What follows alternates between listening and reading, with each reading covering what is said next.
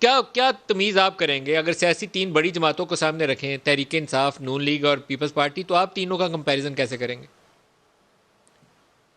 دیکھیں ویسے تو ظاہر ہے آئیڈیل تو کوئی بھی نہیں ہے، نہ نون، نہ پیپلز پارٹی، نہ تحریک انصاف بطور صحافی کے جس طرح کی ہم جمہوری آئیڈیل جماعت چاہتے ہیں اس پہ تو نہیں پورا اترتے، لیکن جو گلہ ہے تحریک انصاف سے وہ بڑھ گیا ہے کیونکہ اس وقت وہ انکمبنٹ ہے، اس وقت وہ برسر اقتدار ہیں۔ جب نون برسر اقتدار تھی تو اس سے گلہ کرتے تھے، جب پیپلز پارٹی تھی تو اس سے گلہ کرتے تھے۔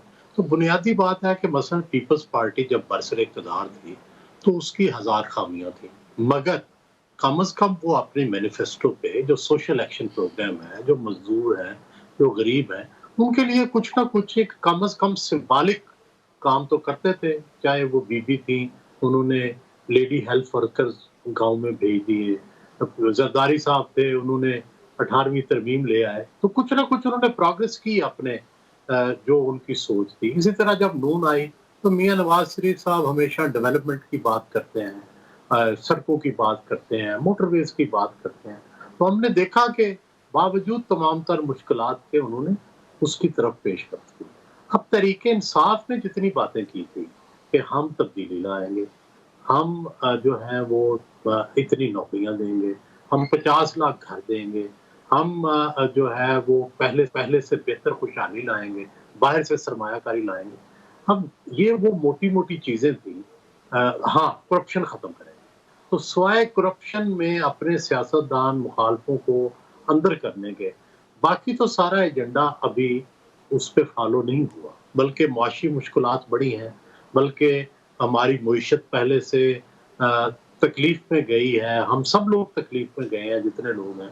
تو سوال تو یہ ہے کہ اگر وہ سیاسی جماعت کے طور پہ انہوں نے سروائیو کرنا ہے تو انہیں اپنے مینیفیسٹو پہ اپنا جو ان کے انیشیٹوز ہیں ان پہ غور کریں، کیونکہ ان کی وجہ سے ووٹ ملے تھے، ان کی وجہ سے لوگوں نے ان کو الیکٹ کیا تھا۔ اگر صرف کرپشن کا معاملہ ہوتا تو شاید ان کو اس طرح سے ان کی حکومت نہ بنتی۔